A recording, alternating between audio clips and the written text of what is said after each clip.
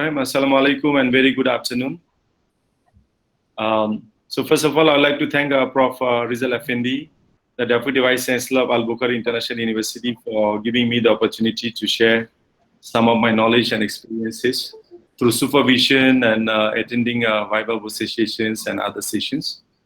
And also, I would like to welcome all of you, those of you who are with me now in this webinar. Definitely today's topic is a very special one, very important and very critical for business and social science research. And as I mentioned, those of you who have just joined, today's session video will not be given to you. You have to get it from my YouTube channel. You can see on the screen now, Platform for Research and Development. It will be uploaded there. I have few videos there, and this video will be also uploaded there. Now, the high achievement always takes place in the framework of high expectation. So I'm going to start with that. Your achievement depends on the kind of a framework that you design.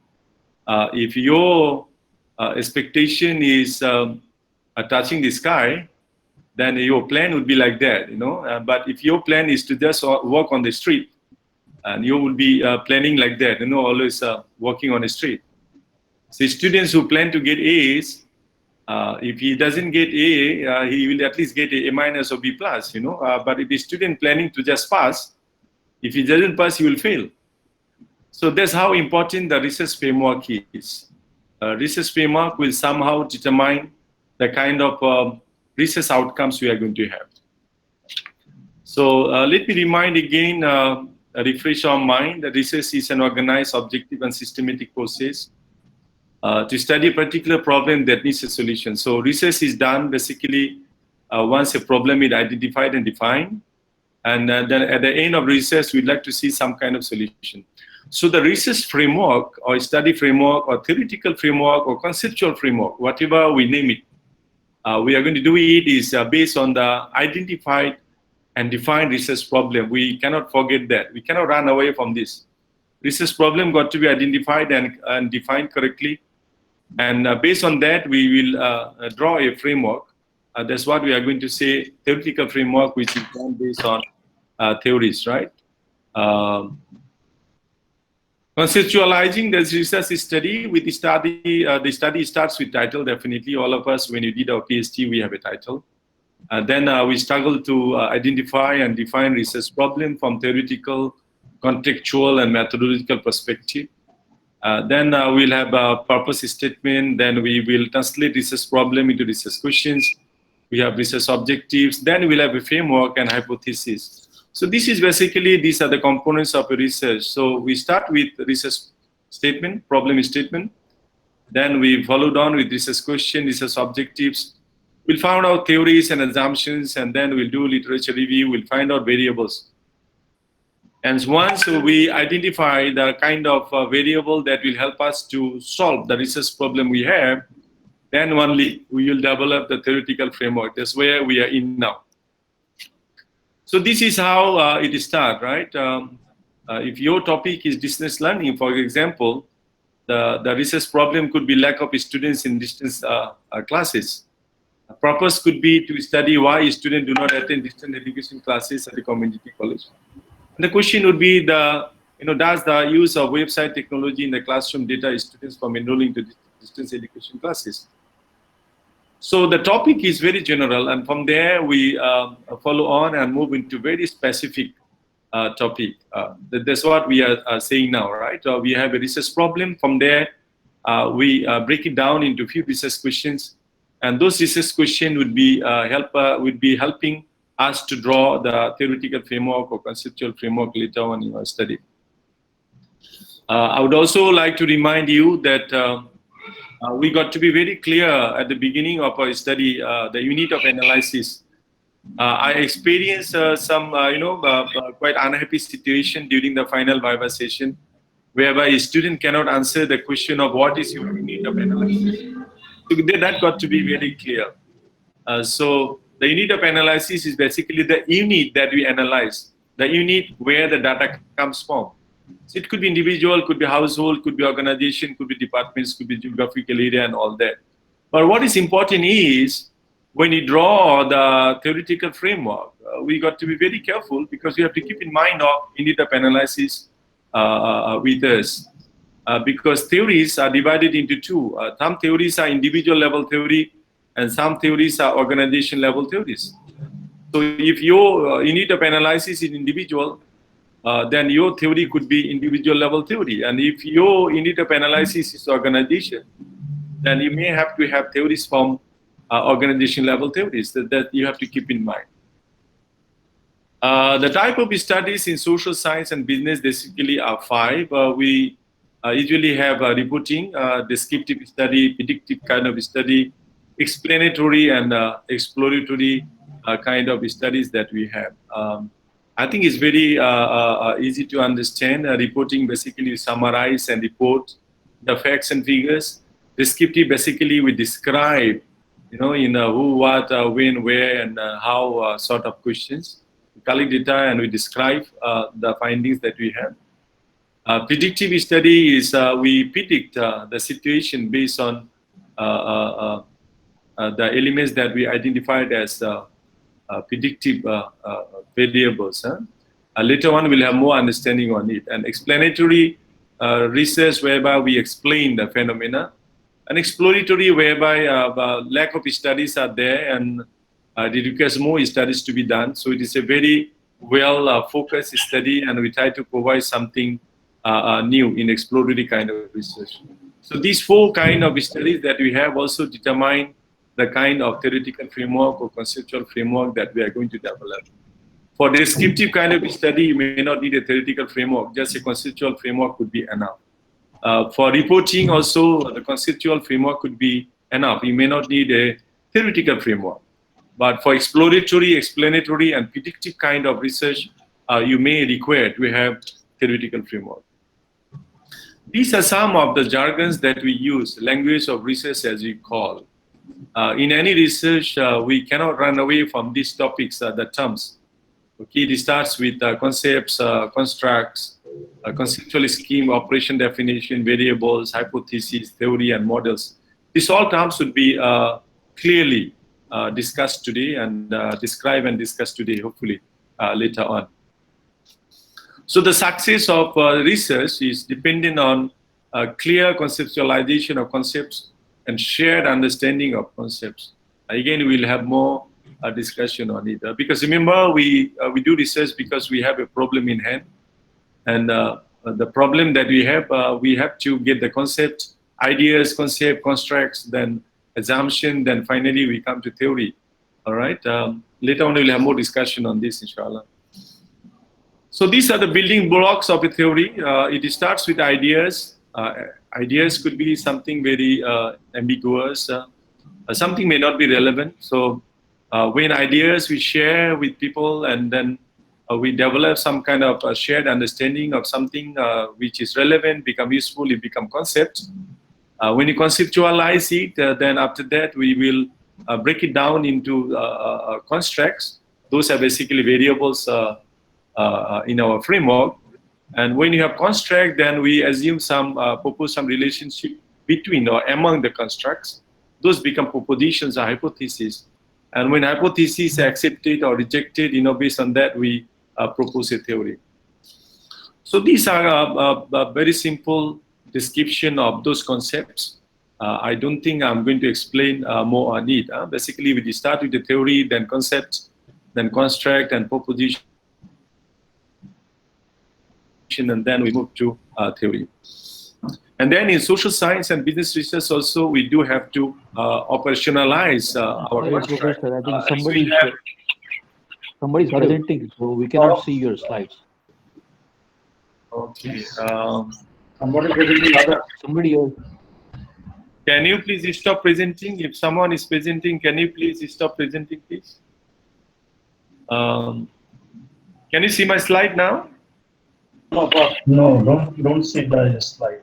I see. Okay. Yes, I can see. You can see now? Yeah, I can see. Okay. Yes, okay. sir. But I cannot sir. see. I cannot see. No, I can't see. I see. What I do then, I stop sharing. I share again. Okay. Okay. It's all right.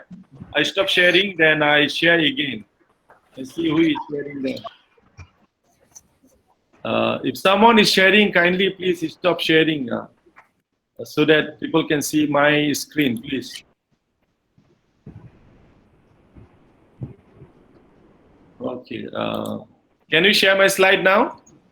Right. Yeah, now I can see it. All right. I can Okay, thank you. Yes, now it's okay. Okay, that's where we were. Constructs are basically variables. Constructs are basically.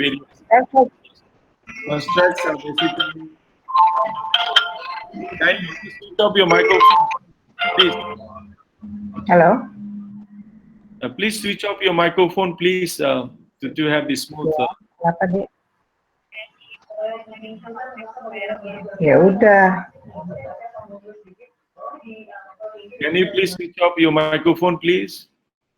Okay, operationalization. Once you have idea, then concept, we will break down the concept into a few constructs. Those become actually our variable. So constructs are basically a generalized idea about a class of object attributes or occurrences like satisfaction, loyalty. So it's already become a variable. Now, when you have the construct, we have many different definitions of a construct. And different researchers may have different definitions. So we have to operationalize in terms of our research. We have to make sure we have our own definition, the definition that is adopted or adapted and conceptualized for our research. Okay, so we will operationalize the construct in terms of our research. And from the operation and definition, we may even find out the dimension. For example, if we want to measure organization performance, it can be measured by financial and non-financial aspects. So you have already got two dimensions there, right? If you want to measure employee performance, it can be measured through quality, productivity, and many other aspects. So those dimensions got to be identified. And then later we proceed to elements that become the items or every questions, you know. So one variable, we may have 5 items, 10 items. So one variable is a construct, and from there we'll have elements to measure the construct. So to measure a variable or construct, we'll have many items. It depends, you know. If we adopt or adapt, it could be 5, could be 10, could be even 10, 15. It depends on kind of variable that we have. Now, a theory is defined as a proposition to be proved. It is a Greek word from theorem. It is basically a set of related statements that describe or explain phenomena in a systematic way. So a theory is basically a statement that describes phenomena in a systematic way. And then the third one, let me read it that, a set of interrelated constructs, definition, proposition that present a systematic view of phenomenon. So theory basically presents interrelated constructs. So you have few variables there. And the last one is very clear. It is a statement of relationship between two variables, one acting as dependent, another acting as independent. So a theory basically having few constructs. Remember, we say the theory start with idea, then we move to concept, then construct, then proposition. Finally, we come out with a theory. So the constructs are basically variables. So few variables comes together. The relationship of all those variables are basically makes up a theory. And that one you have to keep in mind. Now, what is the important? Of having a theory or importance of theory for research? So this guy, Auguste Comte, he said facts can be observed without the guidance of some theory. Without such guidance, our facts could be desultory or fruitless, and we could not retain them. For the most of part, we could not even perceive them. Meaning, theory is very important. Without theory, you cannot really have something, a good outcome, okay, in research. These are the types of theory that usually we come across when you do literature review. And we got to have clear understanding of these types of theories. The first kind of theory, we call them descriptive theory, a theory that describe only a phenomena, or presents a phenomena only. It explains why one event is associated with another. That's what we call descriptive theory. It's a very shallow kind of theory. This theory could be applicable for conceptual framework, but not for theoretical framework. Grand theory, which is a macro theory, it's a bigger theory, you know, that covers large segments of our life. That's what we call grand theory. For example, we have Maslow law of hierarchical needs. It covers a huge segments of human experience. It's a grand theory or macro theory. And then the third group of theory, we call them middle range theory, which is very specific to certain phenomena. For example, those of you who are very familiar in finance, we have agency theory that talks about relationship between manager and owners. So that is a middle range theory, okay? And we have many theories like that. For example, we have Hasbach theory of motivation. That is a very specific phenomena, right? It's motivation alone. It is a middle range theory. So there are many theories we can talk about. There are a lot of theories are there, falls under middle range theory. Next three are very important for researcher, okay? First one, we call it borrowed theory. It is a non-nursing model used by nurse researcher. What does it mean? It means that a new researcher has come out with a theory, but it has not been researched again. So we borrow that theory and we try to develop our theoretical framework from that model or that theory, and we try to validate or verify that theory. That's what we call borrowed theory. We borrow a theory from someone which is not being validated yet, not being verified yet. The effectiveness of the theory has not been tested. We call it borrowed theory. And when that borrowed theory is validated, verified, tested, then we call it a shared theory.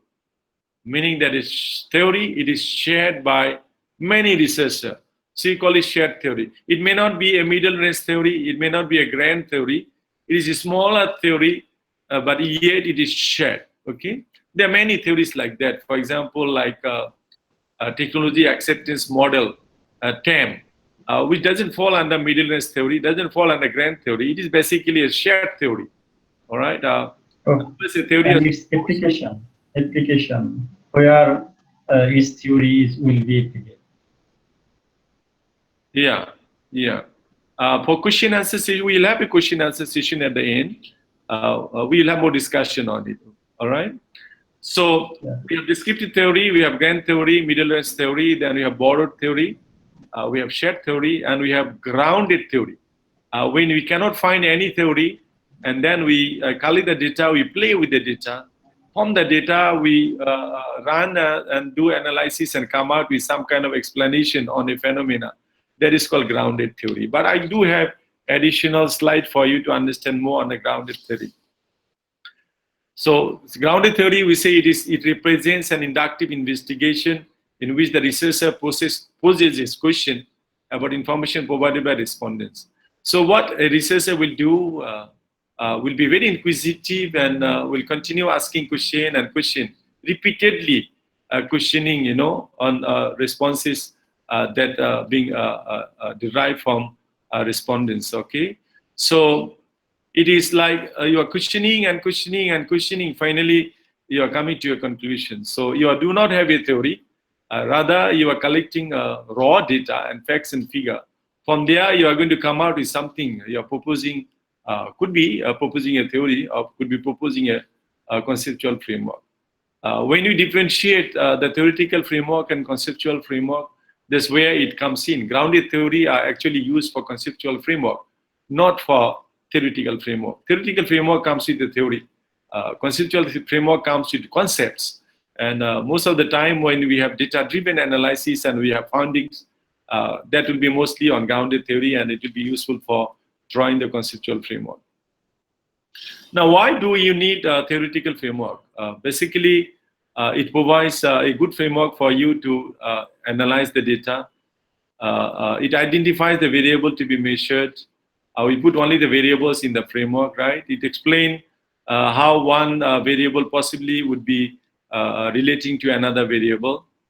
And then also it shows the scope of the research because you are already putting a boundary of your research and putting that in the frame. So once you put it in the frame, meaning that's your scope of study. And also it helps you to do analysis and later interpretation of your data. Now, is the theoretical framework applicable to all research? The answer is no, definitely not. But when you have correlational and causal studies, it is a must. If you are doing a correlational study or causal study, then it is a must. You must have theoretical framework. All right. Now, this is the definition of variable. Variable means what? Something that varies. All right. So, for example, like act of purchase. When you purchase, the price could be different. You buy a different amount at different time. You buy at different places at different time. So it varies. Personality traits of a person, it varies. Okay. Attributes to communication skills varies people to people. All right. So there could be many examples like that. So variable basically something that varies. We have to remember that, a simple definition of that. Okay. There are basically three types of variable. First one, we call it dichotomous, when we have two categories. And when you have more than two categories, we call it discrete variable. For example, like ethnic background, in Malaysia, we have Malays, Chinese, and others. Example, like ethnic background, in Malaysia, we have Malays, and then this example, ethnic background, in Malaysia, we have Malays. Somebody's microphone is on. Can you please speak up? And then example, ethnic background, in Malaysia, we have Malays. Kindly please switch off your microphone, and can you please keep your handphone also away from you, kindly please, and please do not present so it disturbs the session. Sorry. So we have basically categorical variable and continuous variable. Categorical variable can be divided into two. One is dichotomous, when you have two factors, say male and female, two categories. There are more than two categories, like ethnic or education level or religious affiliation, for example, are discrete. And we have continuous variables, say, for example, income. If you just keep it blank and people fill in, or you can put it also in range, that becomes discrete variable again. Age could be continuous if we keep it blank in the form. It can be also discrete if you put it the range and categorize it. But the questionnaire, usually we prepare, we put it in the Likert scale, and we have 1 to 5 scale, and we have few items, we combine them, and then it becomes continuous. It has implications on analysis, because if you have categorical variable, then your analysis would be mostly driven into non-parametric, and when you have continuous variable, then it will dive you towards parametric statistical case. I cannot have more discussion on it. When you do attend SPSS software workshop or workshop on PLS, I think you should be clear on that. Now, this is now moving into very important aspects now for today's talk. In a variable, you can see this kind, in a framework, you will see this kind of variable, dependent variable, independent variable, intervening variable. All right? Dependent variable is the topic of interest of this study, which is dependent on another variable. And independent variable are the causes, the symptoms of a problem become independent. All the constructs become independent variable, will affect the dependent variable. And in between the dependent independent variable, we call them intervening variable. So those are basically moderating and mediating variable. It could be also control variable, which I'm going to explain slowly. So moderating variable basically helps you to increase or decrease the relationship or effects of independent to dependent. We'll have more discussion on it, so no worries. Mediating variable also falls in between dependent and independent. But basically the role of mediating variable is to establish a link between independent and dependent. Again, we'll have more discussion on it. We may have even certain research variables before independent variable. We call them antecedent. I'll show you in the framework. And some research, we may even have outcome variable. So these are the 4 categories, right? These 6 categories.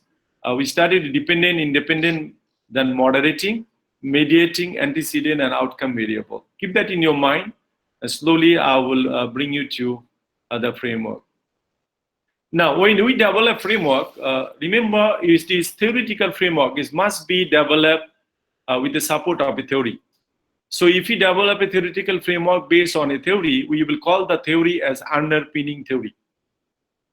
And sometimes one theory may not be enough to draw your framework or develop a framework. In that case, we may integrate 2 or 3 theories and develop a framework. In that case, the dominating theory would be the underpinning theory, and the other theories would be supporting theories. But again, we got to be very careful. When you have more than one theories, we have to make sure that the propositions or assumptions of all theories are similar. If you have one theory which propositions are different from other theories and you combine them, you will run into trouble later on. Okay, so you can have more than one theory, but we have to make sure propositions are very similar. I'm going to show you example how we develop using more than one theory. So this is theoretical framework which identifies variable. Sorry, doctor. We can't see. You can't see the slide again. Sorry. Okay. No, I can see it. I can see the slides. Yeah, I can see also. I think the slides are there. I Slides can are see there. You should be able to. Maybe you can go out. Yeah, that one. Okay. All right. Thank you. Shall I Yes, I continue? can see. Okay. So theoretical framework basically identify the variables investigated in a study. We see all the variable there, and also it will show the direction of interaction. All right, and also we can hypothesize looking at the diagram itself. Let me start with framework. Okay, that is the title, Factors Affecting Internet Abuse at Workplace. By looking at the title itself, we should be able to identify what is dependent variable. I'm not going to ask you, there are so many of you in the group. So the dependent variable from here, the title definitely internet abuse. And factors would be the independent variable, all right? So this is your dependent variable. And these three are independent variable. And remember that anything you put in the framework must be supported by a theory. These three independent variables are basically coming from TPB, Theory of Planned Behavior, Fisher and Husband. I think you all know them. So this theory three coming from TPB, and internet abuse is the dependent variable. How many hypotheses can we have? We can have basically H1, H2, and H3. We can have three hypotheses, three independent variables. So we have three relationships. And I've written hypotheses for you. I don't think I'm going to read for you, but I have written three hypotheses in three different styles. Sometimes when we attend the Viva versus session, we see students having similar statements in all hypotheses, and we feel bored, monotonous statements. So I have written three hypotheses in three different ways, so that you can also figure it out when you write hypotheses for your study. So you have three independent variable to one dependent variable, so you can have three hypotheses. Now, independent and dependent variables are also known by different names. Independent variables, sometimes we call them predictor. In that case, dependent variable, we call them criterion. Sometimes independent variable, we call them presumed cause. And dependent variable would be presumed effect. Independent variable, sometimes we call it stimulus. Then dependent variable, we call it response. Okay. Independent variable will be predicted from, and then dependent variable predicted to. And sometimes independent variables are definitely antecedent, and outcome variable will be consequent. Independent variables are variables, remember, so it varies, so it's manipulated, but dependent variable definitely is a measured outcome. Shall I continue? Somebody was saying something? All right. So please remember that the predictor and criterion. Yes, independent variable are predictor, dependent variable are basically criterions. Now let us look at antecedents or antecedent variable. So earlier I have shown you this framework. So you have three independent variable, one dependent variable. Now you can even have antecedent. And you can see here, you have four antecedent going to attitude. And this four is not coming from the sky. It has to be supported by theory. And I think you know where does it come from. This one comes from technology acceptance model, TAM model.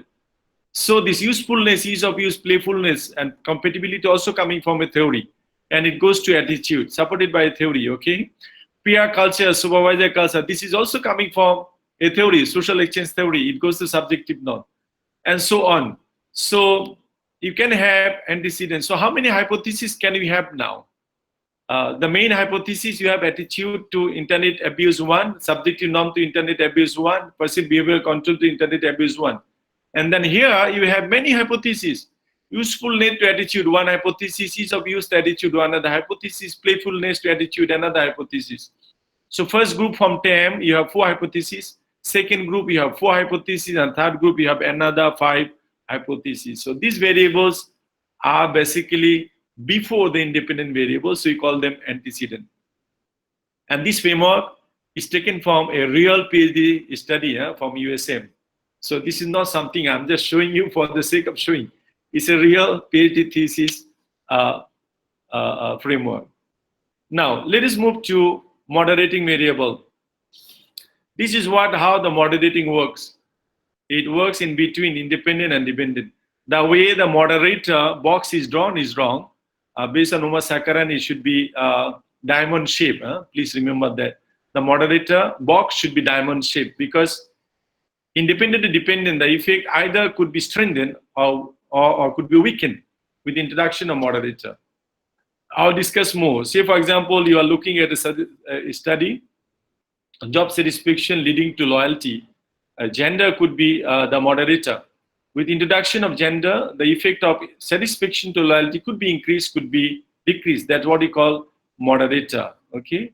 This is another one based on goal setting theory. We are looking at setting difficult goals to performance. Task ability could be moderating, meaning the effect of setting difficult goals to performance can be increased or decreased with the ability, the task ability of employees.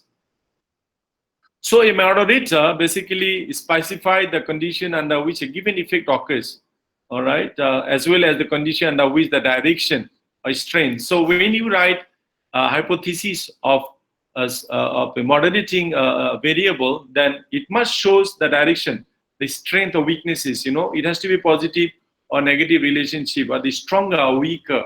That kind of word must be there.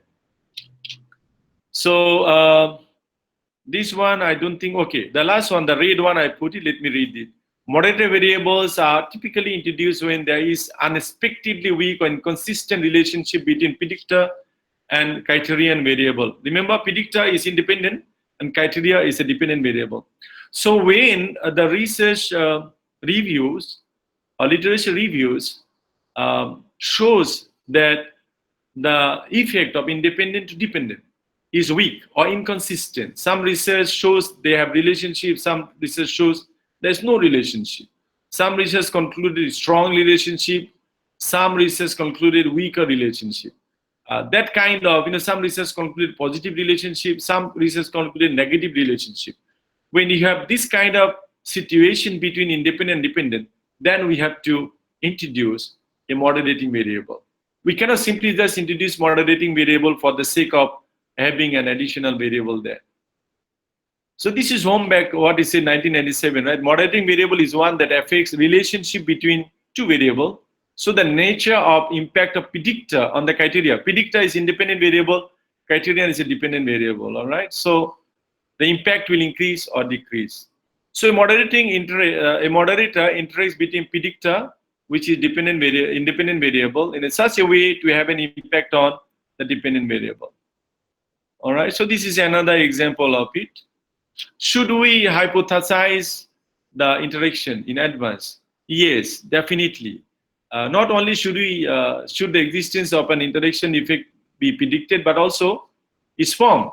In particular, whether moderator increases or decreases. All right, so that's what Dawson said in 2014. So we have to show the direction whether the introduction of moderating variable will help increase the effect of independent to dependent, or it will decrease the effect of independent to dependent variable. This is a very good way of writing moderating hypothesis. So we say the positive relationship between satisfaction of loyalty and loyalty will be stronger when perceived image is high. Or the positive relationship between satisfaction and loyalty would be stronger for male compared to female. That's how we write moderating hypothesis. So we clearly show the direction of relationship, whether the introduction of moderating will increase the effect of independent to dependent or decrease the effect of independent to dependent variable. This is a framework I have adopted from one of my PhD students. She has concluded based on the literature review that in her area, the studies conducted before based on macro or meso and micro, 3 different studies. But she find it difficult to find any study that has integrated these three micro, meso, and micro factors. So she has combined these three factors together and make it one. That's what you can see. She has integrated three different ones. That's what I was saying. You can have three theories and you can integrate three theories into one. All right. But again, remember, you have to check back the assumptions of the three theories or four theories that you are taking. So the dominant theory would be the underpinning theories, and the rest of the theories should be supporting theory. All right. And then you can see how she has developed her framework. Based on the earlier two slides, she has developed her research framework. And then now she has introduced moderating variable, industry sector, and country of origin. All right. Let us move on to mediating variable. Mediating variable also an intervening variable between independent and dependent variable. And here we got a lot of requirements to have a mediating variable. Okay, so let me proceed with the next one. So it's a mediator. It specifies how a given effect occurs. Describe a mediating variable as the following. So certain one is there. So the generative mechanism through which the focal independent variable is able to influence the dependent variable of interest.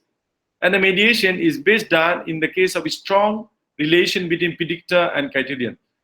So basically, mediator would be a linkage between independent and dependent variable. Remember, the moderator can only weaken or strengthen the relationship, but here, mediator will create a linkage between. So let me show you in diagram, would be easier. So now here we say the independent variable causes the mediator, and mediator will cause the outcome, that is dependent variable. This slide is very important, and all researchers should keep in mind. McKinnon et al. 1995. We can only introduce mediator effect or mediating variable when we find that independent variables significantly affect the dependent variable in the absence of mediator, meaning the independent variable that we have selected, it is evident that it has a strong effect on dependent variable. And then we have findings that independent variable affects the mediator variable, and the mediator variable has effect on dependent variable. So that's how it is. So this condition must be met in order to prove that we have a mediating variable. So this is how it works. If you see this diagram, it goes from independent to moderator, moderator to dependent. But this diagram or framework doesn't show the relationship between independent and dependent. So this is not right. This is not right. It shows only independent to moderator, mediator, mediator to dependent. This is right. This is how it should be. For independent to dependent, and then from independent to mediator, and then from mediator to dependent.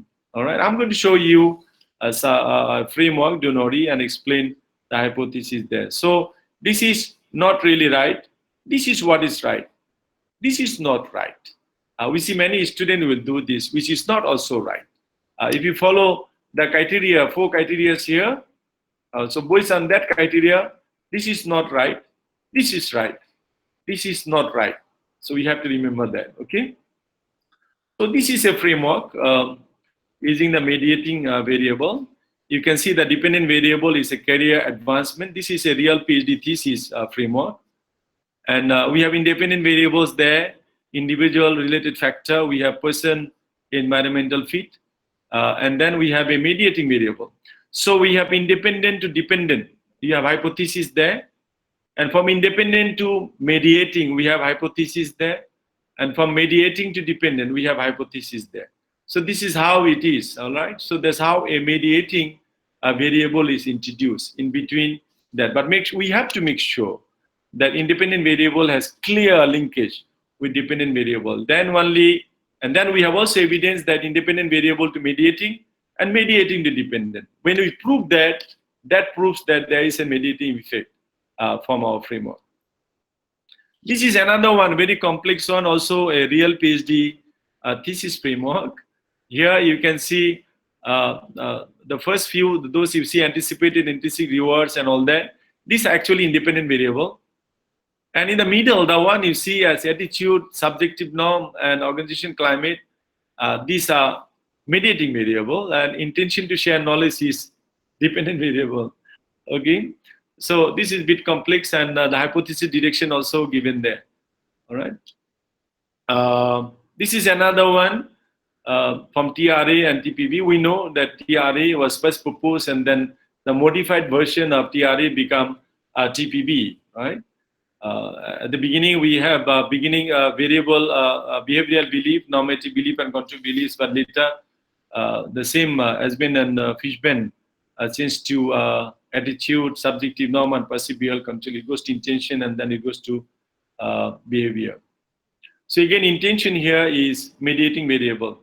All right, but here it doesn't show the clear link with the dependent variable. So in that case, intention could be dependent variable and behavior is the outcome variable.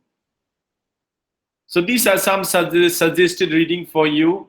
The slide will be available to you. You may refer to these papers to understand more on mediator and moderator variables introduction in the research. There are many. I have put it there for you. Now let us look at outcome variable. I'm very sure many of you never heard of it.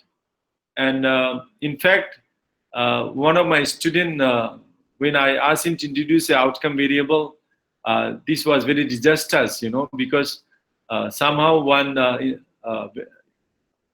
examiner was not very familiar with it, and he did not agree with it, and the student failed, you know, just because of that. That was very unfortunate. But there are many studies where outcome variable is very important. Let me show you this framework again. We are going with the same variable. So this is what we have earlier. We have this factors affecting internet abuse. Now, once you concluded this study, people may ask you, I understand that internet is abused. So what? What happens if internet is abused? When you have that kind of hanging dependent variable, you may be required to have outcome variable. So internet abuse may lead to some organization outcomes, and that can be divided into work inefficiency and security threats. Internet abuse may lead to some psychological outcomes of the person who is abusing internet. So it may lead to depression, it may lead to loneliness. So this is what we call outcome variable. I'm very sure it is new to many of you. It is not a requirement for all research. You are not warranted to have that. You are not warranted to have that.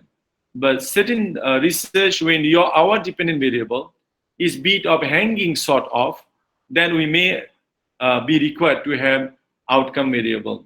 So how many hypotheses can we have from this framework? We can have 3 hypotheses from independent to dependent. And from dependent now, with outcome, we can have 4 hypotheses, which I have also written it for you. So we say internet abuse will lead to some organization outcomes. So internet abuse will lead to work inefficiency, it will lead to security threats. All right, so this is what we said. And then internet abuse will lead to some psychological outcomes, which will lead to depression and loneliness. So you can have also hypothesis for outcome variable. Now let me introduce with you a control variable. This is not an integral part of most of the framework that we work on, but when you have secondary data collected most of the time, we may introduce control variable. Remember, in experimental research, when you come out with something new, especially those engineers and scientists, they will have some control mechanism always there. For example, like temperature, the timing, and many other factors are there as control variable. But for us also, social science and business, we may have control variable. For example, like gender, age, tenure, this all could be control variable. When we develop a framework from independent to dependent, gender could be always a control variable, because male and female could be different in terms of many things. The age group, different age group of people may have different perspective on certain issues. The work experience, level of education, the race, personality, and many other factors, those can be put as control variable for many researches. This is an example of how control variable is used. This is one of the PhD research framework of my PhD student. You can see the student look into financial risks and business risks on firm value, and he has a moderating variable there, financial innovation, and then he has the control variable there. And you can see that the way we draw the control variable, the arrow we put dot, dot, dot. It cannot be straight line because you do not test any hypothesis from the control variable. So you put dot, dot, dot. It controls the effect. Those of you who are familiar with running of data in SPSS or PLS, you would know how we do that, right? Basically, we just put that together with the independent variable, and it will control some kind of effect from independent to dependent variable. Is it a must? It is not. It depends on the kind of study that you do.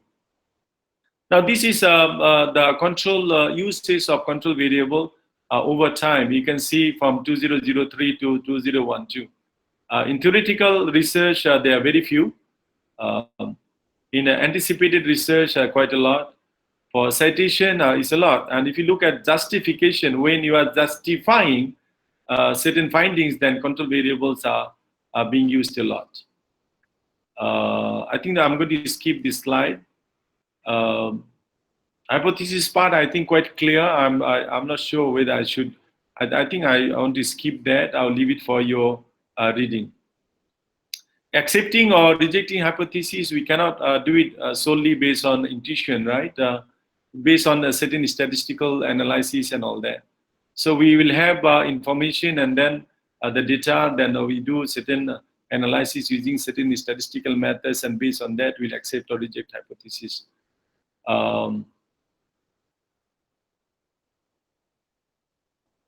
Okay, let me move into another area, theory versus model. All right. For social science, many times, especially for marketing management, we have theories always. So we have theoretical framework. But for finance, accounting, and economics, many times we have model. We don't have theory, rather we go for econometrics modeling. So what is the difference between these two? It says that a theory has only alternative of being right or wrong, because we have certain proposition. Remember, a theory is being proposed based on certain propositions. So when those propositions are proved, then it becomes a theory. Whereby a model has a third possibility. It may be right, but irrelevant. So model is developed using certain equations.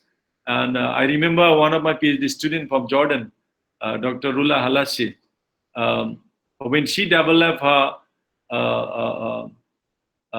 model, it took her about, I think, 103 formulas to reach at the optimization of modeling that she has developed. Okay, so it's not about right or wrong. Rather, you develop something and it could be right, but sometimes it may not be relevant to the phenomena that you are looking into.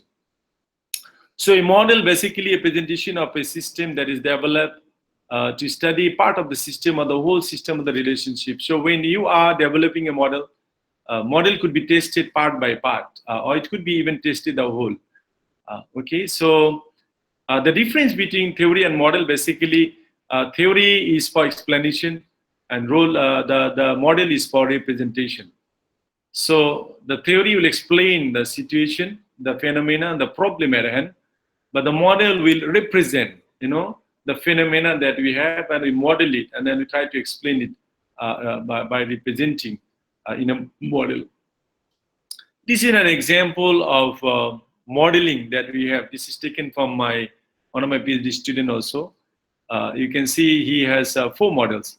So actually the third one is the complete model. The other 3 are basically part of the model. So you can have different model and you run it differently, and finally you can have a comprehensive model when you run, and you have hypotheses being tested based on those models. Now let us move to conceptual framework, my last area of today's talk. Conceptual scheme is basically a researcher will formulate relationship between factors identified based on past studies or based on logic and belief. So you don't have any support of theories, okay? So you are developing based on the data and information that derived through grounded theory approach, meaning you find the data and facts and figures. From there we run and we try to come out with something new. It's basically inductive approach, which I have discussed in my last topic, right? Inductive approach, you start with raw fact and figures and data, then I test it, we come out with a theory or model. That's inductive. So conceptual schemes or conceptual framework is basically inductive research. If it is a deductive research, definitely you have to go for theoretical framework, whereby we have a theory. From the theory, you take the variables and develop the framework in test hypothesis. That is definitely theoretical framework. So the main difference between theoretical framework and conceptual framework is theoretical framework is deductive approach, whereby we have theory, and based on the theory, we develop a framework.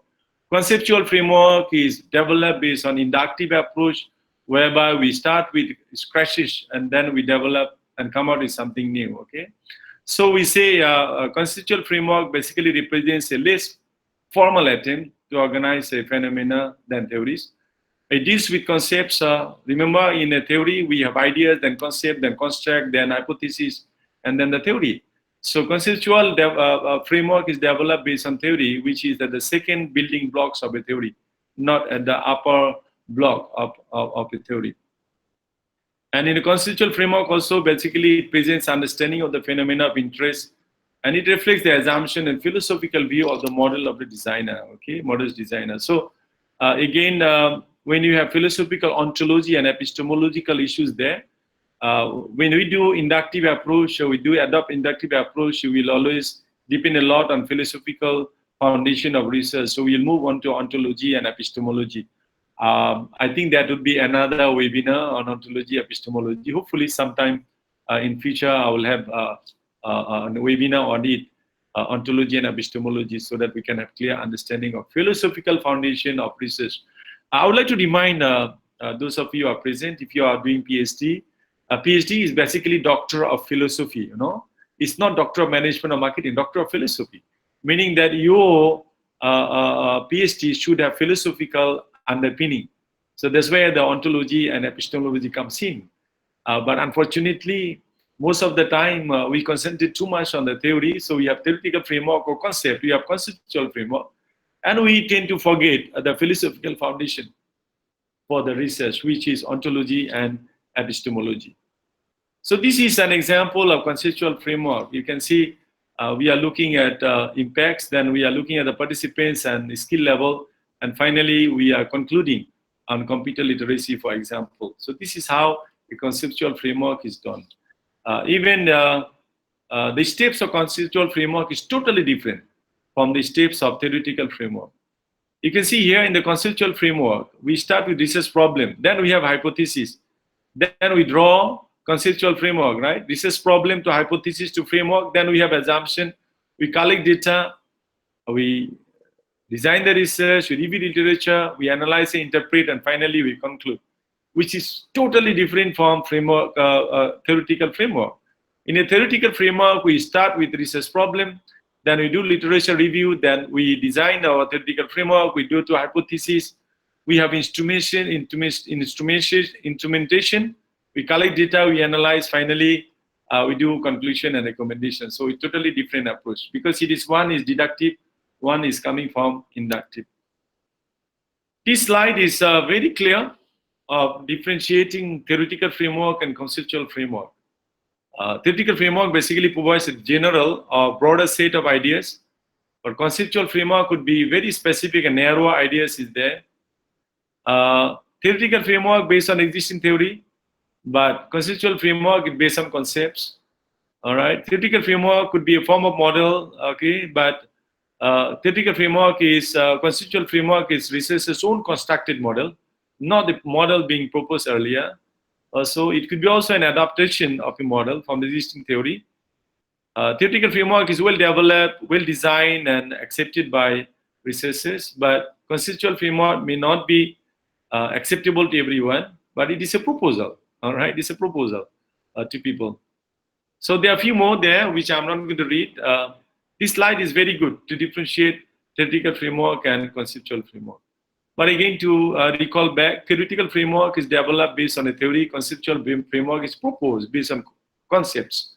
Theoretical framework is based on deductive approach, conceptual framework is based on inductive approach.